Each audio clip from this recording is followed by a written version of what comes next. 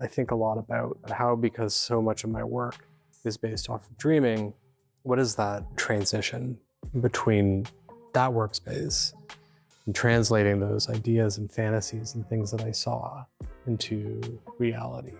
My name is David R. Harper. I am currently working or finishing up the pieces for the exhibition Good Morning, Sweetheart.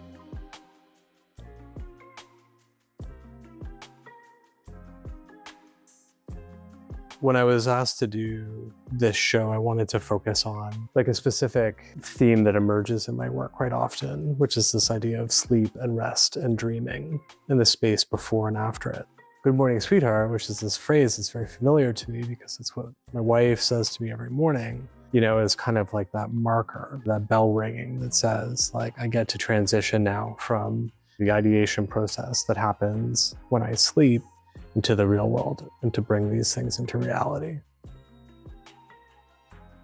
I don't know if I'm necessarily trying to blur a line between like a dream and reality. There's these little phenomenons that happen in our lives, like the concept of deja vu or a waking dream.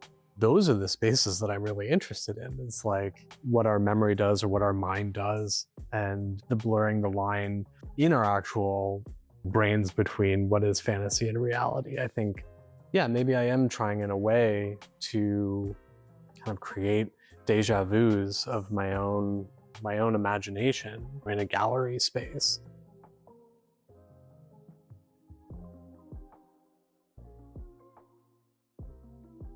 Memory hits me like a camera shutter flashing, or when you're walking down the street and you smell a very familiar smell, like a perfume or something sweet, and all of a sudden your mind just jumps to that space, to that core memory that you may have. Like that, for me, is sometimes how the studio works, where I can see something very distant in the back of my mind, and then there'll just be a material or a methodology in making that kind of flashes or hits me like that waft of perfume or that shutter.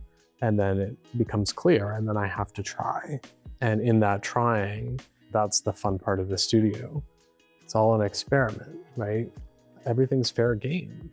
If you're trying to build things that are representative of life and the real world, you have to make them out of the materials and methods that they are built out of or made from in the real world.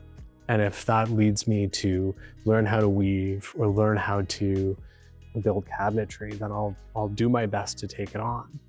By no means do I think that like any of my techniques or methodologies are perfect. You could scrutinize my use of ceramics because I never studied ceramics, or you could scrutinize my use of embroidery and weaving because I never studied those things in school. I learned them on my own to be able to fulfill like a fantasy, a vision that I had.